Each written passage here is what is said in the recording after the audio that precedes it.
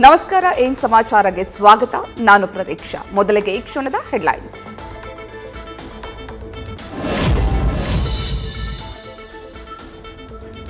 ಸಚಿವ ಸಂಪುಟ ಪುನಾರಚನೆ ಸುಳಿವು ಬೆನ್ನಲ್ಲೇ ಡಿಸಿಎಂ ದೆಹಲಿಗೆ ದೌಡು.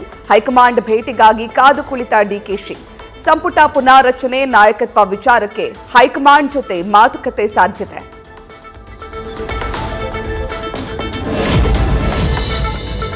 ಸಚಿವ ಸಂಪುಟ ವಿಸ್ತರಣೆ ಬದಲಾವಣೆ ಮಾಡುವುದು ಸಿಎಂ ಅವರ ಹಕ್ಕು. ಹೈಕಮಾಂಡ್ ಜೊತೆ ಚರ್ಚೆ ಮಾಡಿ ವಿಸ್ತರಣೆ ಮಾಡುವುದು ನಮ್ಮ ಪಕ್ಷದ ಪದ್ಧತಿ. ಧಾರವಾಡದಲ್ಲಿ ಸಚಿವ ಎಚ್.ಕೆ. ಪಾಟೀಲ್ ಹೇಳಿಕೆ.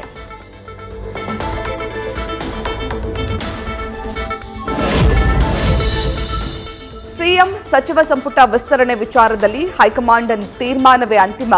ಸಿಎಂ ಸಿದ್ದರಾಮಯ್ಯ ಹೇಳಿದ್ದಾರೆಂದರೆ ಸಂಪುಟ ಬದಲಾವಣೆ ಆಗುತ್ತೆ ಎಂದೇ ಅರ್ಥ.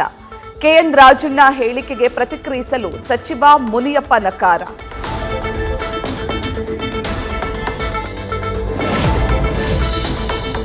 ಸತೀಶ್ ಜಾರಕಿಹೊಳಿ ಸಿದ್ದರಾಮಯ್ಯ ಉತ್ತರಾಧಿಕಾರಿ ಎನ್ನುವ ಯತೀಂದ್ರ ಹೇಳಿಕೆ ವಿಚಾರ ಯಾರ್ಯಾರ ಹಣೆಬರಹದಲ್ಲಿ ಏನಿದೆ ಅದನ್ನ ಯಾರಿಂದಲೂ ತಪ್ಪಿಸಲು ಸಾಧ್ಯವಿಲ್ಲ. ಬದಲಾವಣೆ ವಿಚಾರಕ್ಕೆ ಪ್ರತಿಕ್ರಿಯಿಸಲ್ಲ ಎಂದ ಸಚಿವ ತಂಗಡಗಿ.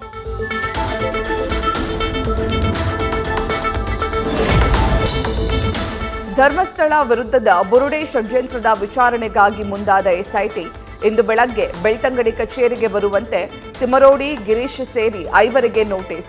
ಒಂದ್ ವೇಳೆ ವಿಚಾರಣೆಗೆ ಹಾಜರಾಗದಿದ್ರೆ ಬಂಧಿಸುವುದಾಗಿ ಎಚ್ಚರಿಕೆ.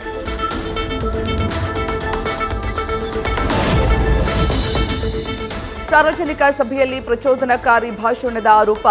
ಆರ್ಎಸ್ಎಸ್ ಮುಖಂಡ ಕಲ್ಲಡ್ಕ ಪ್ರಭಾಕರ್ ಭಟ್ ವಿರುದ್ಧ ಪುತ್ತೂರು ಠಾಣೆಯಲ್ಲಿ ಎಫ್ಐಆರ್. ಅಕ್ಟೋಬರ್ 30ರಂದು ವಿಚಾರಣೆಗೆ ಹಾಜರಾಗುವಂತೆ ನೋಟಿಸ್ ಜಾರಿ.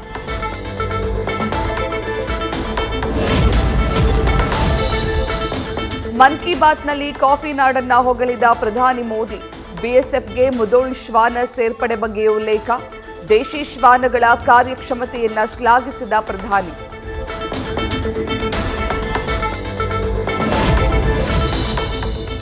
ತಾಂತ್ರಿಕ ಸಮಸ್ಯೆಯಿಂದ ಆಳ ಸಮುದ್ರದಲ್ಲಿ ಸಿಲುಕಿದ್ದ ಗೋವಾದ ಮೀನುಗಾರಿಕಾ ಬೋಟ್.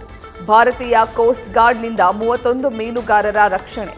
ಪ್ರತಿಕೂಲ ಹವಾಮಾನ ನಡುವೆ ಯಶಸ್ವಿ ಕಾರ್ಯಾಚರಣೆ.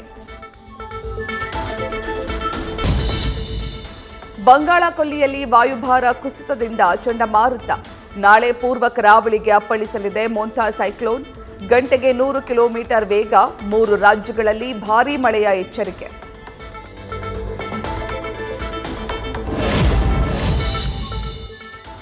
ಗುಜರಾತ್ನಲ್ಲಿ ರಾತ್ರಿ ಇಡೀ ಅಬ್ಬರಿಸಿದ ವರುಣ.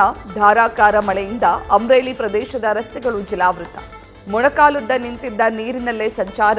ಸವಾರರ ಹೈರಾಣು.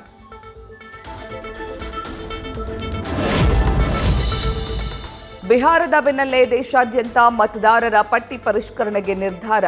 ಇಂದು ಕೇಂದ್ರ ಚುನಾವಣಾ ಆಯೋಗದಿಂದ ಸುದ್ದಿಗೋಷ್ಠಿ.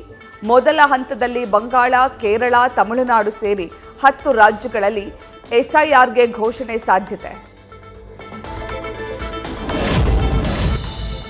ಉತ್ತರ ಪ್ರದೇಶದ ಮೊರಾದಾಬಾದ್ನಲ್ಲಿ ರೆಸ್ಟೋರೆಂಟ್ ಧಗಧಗ. ಬೆಂಕಿಯ ಜ್ವಾಲೆಗೆ ಸಿಲಿಂಡರ್ ಸ್ಫೋಟಗೊಂಡು ಇಡೀ ಕಟ್ಟಡಕ್ಕೆ ಬೆಂಕಿ. ಬೆಂಕಿಯಿಂದ ತಪ್ಪಿಸಿಕೊಳ್ಳಲು ವ್ಯಕ್ತಿ ಹರಸಾಹಸ. ಬೆಂಕಿ ನಂದಿಸಿದ ಅಗ್ನಿಶಾಮಕ ಸಿಬ್ಬಂದಿ.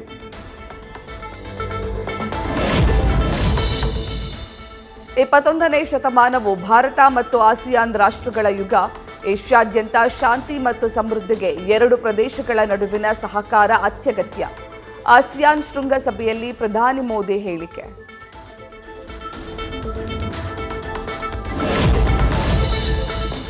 ಚೀನಾ ಭಾರತ ನಡುವೆ 5 ವರ್ಷಗಳ ನಂತರ ನೇರ ವಿಮಾನ ಸೇವೆ ಆರಂಭ. ಪಕ್ಷೀಯ ಸಂಬಂಧ ಸುಧಾರಣೆಯ ಸಂಕೇತ. ಕೋಲ್ಕತ್ತಾದಿಂದ ಗುವಾಂಗ್ಝೌಗೆ ಟೇಕ್ ಆಫ್ ಆದ ಇಂಡಿಗೋ ವಿಮಾನ.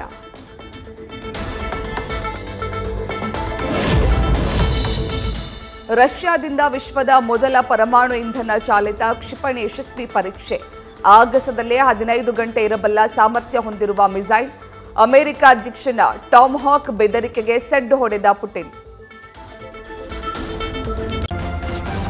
ನ್ಯೂಸ್ ಫಸ್ಟ್, ನಿರ್ಭೀತಿಯಿಂದ ನಿಮ್ಮ ಪರವಾಗಿ.